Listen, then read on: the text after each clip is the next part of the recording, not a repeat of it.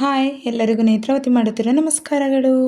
ಇವತ್ತು ನಾನು ತುಂಬ ಈಸಿಯಾಗಿರೋ 5 ನಿಮಿಷದಲ್ಲಿ ಸೂಪರಾಗಿರೋ ಒಂದು ಎಗ್ ಕರಿ ಮಾಡೋದು ಹೇಗೆ ಅಂತ ತೋರಿಸ್ತಾ ಇದ್ದೀನಿ. ಬನ್ನಿ, ಈ ರೆಸಿಪಿ ಮಾಡೋದಕ್ಕೆ ನಾನೇನೇನೆಲ್ಲ ಇಂಗ್ರೀಡಿಯೆಂಟ್ಸ್ ತಗೊಂಡಿದ್ದೀನಿ ಅಂತ ನೋಡೋಣ. ನಮಗೆ ಬೇಗ ಟೈಮ್ ಇಲ್ಲ ಅನ್ನುವಾಗ ಪಟ ಅಂತ 5 ನಿಮಿಷದಲ್ಲಿ ರೆಡಿ ಮಾಡ್ಕೊಳ್ಬೋದು. ಬಿಸಿ ಬಿಸಿ ರೈಸು, ಚಪಾತಿ, ದೋಸೆ ಎಲ್ಲದರ ಜೊತೆ ಸೂಪರಾಗಿರುತ್ತೆ. ಬನ್ನಿ, ಇದಕ್ಕೆ ಏನೇನು ತಗೊಂಡಿದ್ದೀನಿ ಅಂತ ನೋಡೋಣ.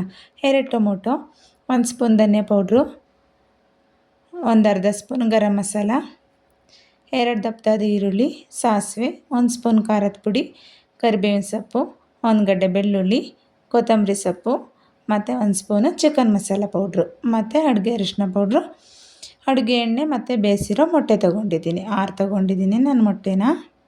ಓಕೆ, ಇವಾಗ ಒಂದು ಬಾಣಲಿ ಬಿಸಿಗೆ ಇಟ್ಕೊಂಡು ಬಿಸಿ ಆದಮೇಲೆ ಇದಕ್ಕೆ ನಾನು ಒಂದು 7-8 ಸ್ಪೂನು ಎಣ್ಣೆ ಹಾಕ್ಕೊಳ್ತಾ ಇದ್ದೀನಿ.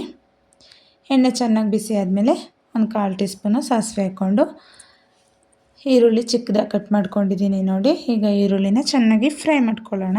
ಜೊತೆಗೇ ಬೆಳ್ಳುಳ್ಳಿ ಹಾಕ್ಕೊಂಡು ಚೆನ್ನಾಗಿ ಫ್ರೈ ಮಾಡ್ಕೊಳ್ಳೋಣ. ಚೆನ್ನಾಗಿ ಫ್ರೈ ಆದಮೇಲೆ ಇದಕ್ಕೆ ಇವಾಗ ನಾನು ಟೊಮೊಟೊ ಸೇರಿಸ್ಕೊಂಡು ಇದಕ್ಕೆ ರುಚಿಗೆ ತಕ್ಕಷ್ಟು ಉಪ್ಪು ಸೇರಿಸ್ಕೊಂಡು ಫ್ರೈ ಮಾಡ್ಕೊಳ್ತಾ ಇದ್ದೀನಿ. ಹೀಗೆ ಮಾಡ್ಕೊಳ್ಳೋದ್ರಿಂದ ಟೊಮೊಟೊ ಚೆನ್ನಾಗಿ ಮೆತ್ತಗೆ ಫ್ರೈ ಆಗುತ್ತೆ. ಇವಾಗ ಕರಿಬೇವಿನ ಸೊಪ್ಪು ಹಾಕ್ಕೊಂಡು ಅದನ್ನು ಕೂಡ ಚೆನ್ನಾಗಿ ಮಿಕ್ಸ್ ಮಾಡ್ಕೊಳ್ಳೋಣ. ಒಂದು 1/4 ಟೀ ಸ್ಪೂನ್ ಅಡುಗೆ ಅರಿಶಿನ ಪೌಡ್ರ್ ಹಾಕ್ಕೊಳ್ತಾ ಇದ್ದೀನಿ. ಇವಾಗ ಇದನ್ನು ಕೂಡ ಚೆನ್ನಾಗಿ ಇದ್ರ ಜೊತೆಗೇ ಮಿಕ್ಸ್ ಮಾಡ್ಕೊಳ್ಬೇಕು. ಇವಾಗ 1 ಸ್ಪೂನ್ ಖಾರದ ಪುಡಿ, ಧನಿಯಾ ಪೌಡ್ರು, ಚಿಕನ್ ಮಸಾಲ ಪೌಡ್ರು, ಒಂದು 1/4 tea spoon garam masala powder ಹಾಕ್ಕೊಂಡು ಚೆನ್ನಾಗಿ ಮಿಕ್ಸ್ ಮಾಡ್ಕೊಳ್ಳೋಣ.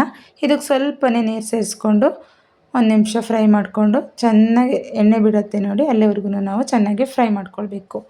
ಇವಾಗ ನಾನು ಇದಕ್ಕೆ ಸ್ವಲ್ಪ ಕೊತ್ತಂಬರಿ ಹಾಕ್ಕೊಂಡು ನೋಡಿ 4 ಪೀಸಸ್ಸಾಗಿ ಕಟ್ ಮಾಡಿರೋ ಮೊಟ್ಟೆನ ಸೇರಿಸ್ಕೊಂಡು ಚೆನ್ನಾಗಿ ಮಿಕ್ಸ್ ಮಾಡಿದ್ರೆ ಸೂಪರಾಗಿ ರುಚಿಯಾಗಿರೋ ಮೊಟ್ಟೆ ಫ್ರೈ ರೆಡಿ ಆಯಿತು ನೋಡಿ. ಮೊಟ್ಟೆ ಫ್ರೈ, ಮೊಟ್ಟೆ ಕರಿ ಎಲ್ಲನೂ ಓಕೆ.